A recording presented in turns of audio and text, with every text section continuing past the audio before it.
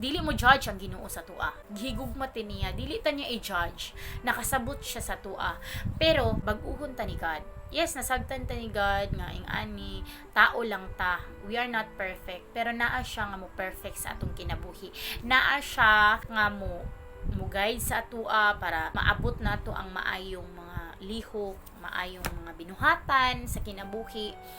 Kay lain man gud mo follow ta kay God, maingon ta karon nga gihigugma nato ang Ginoo. Yes, maingon ta nga gihigugma nato ang Ginoo.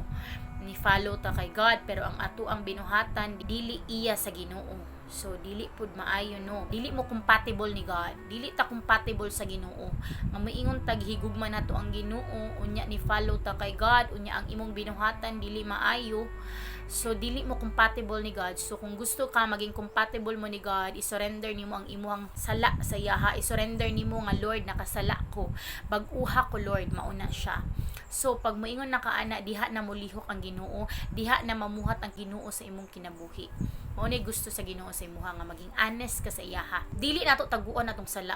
Makita ra gyud gihapon na di nato taguan, so mas okay na og karon padaan nakabalo na ta nga mali atong gibuhat, so i-surrender nato kay God para mabag-o tag sayo, para dili malangay ang kabag-uhan sa atong kinabuhi.